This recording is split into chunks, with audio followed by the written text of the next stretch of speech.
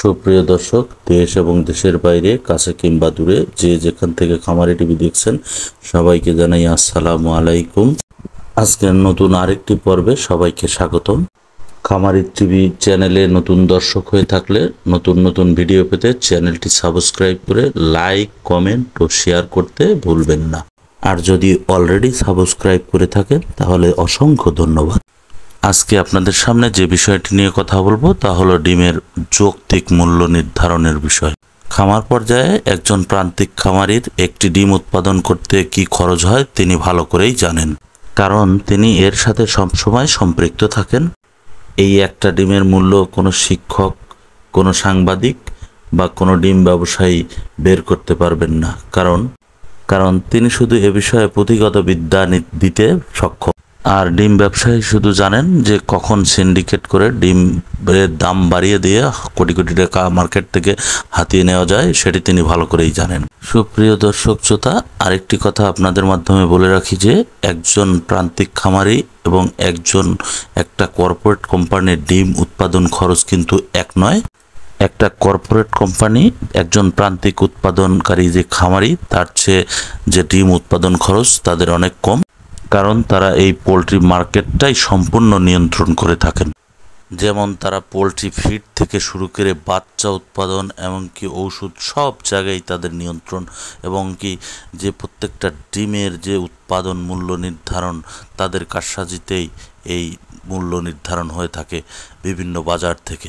একজন প্রান্তিক খামারি তার যে পোলট্রি ফিড সে নিজে উৎপাদন করতে পারে না, ওষুধের ব্যাপক মূল্য বৃদ্ধি এবং এর সাথে সংশ্লিষ্ট অনেক পণ্যের যে মূল্য বৃদ্ধি, তার কারণে আজকের এই পোলট্রি শিল্পের অর্থাৎ বর্তমান যে একটি ডিমের উচ্চ মূল্য, এর মূল কারণ হলো সব কিছুর দাম অনেক বৃদ্ধি।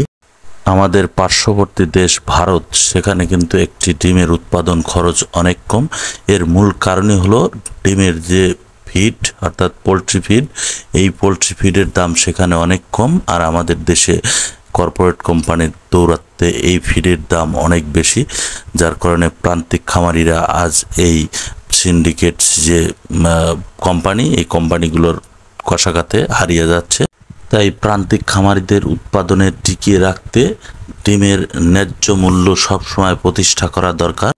ডিমের ন্যায্য মূল্য অর্থাৎ যৌক্তিক মূল্য নির্ধারণে বাজার নির্ধারণের জন্য যারা কর্তৃপক্ষ আছেন সংশ্লিষ্ট সকলের কাছে একজন খামারি হিসেবে, একজন ইউটিউবার হিসেবে, একজন দেশের বেকার সমস্যা যে লাঘব হয় তার উদ্দেশ্যে আপনাদের সংশ্লিষ্ট সবার সাথে দেশের এই যে পোলট্রি সেক্টরকে টিকিয়ে রাখার জন্য বিশেষভাবে অনুরোধ করছি, আপনারা সুদৃষ্টিতে এই খাতটি দেখবেন। সুপ্রিয় দর্শক, আবারও নতুন কোনো বিষয় নিয়ে নতুন কোনো জায়গায় আপনাদের সাথে আবারও দেখা হবে। ততক্ষণ পর্যন্ত খামারি টিভির সাথেই থাকুন। দেশের প্রান্তিক পোলট্রি খামারিদের জন্য শুভকামনা জানিয়ে আজকের মতো এখানেই বিদায় নিচ্ছি।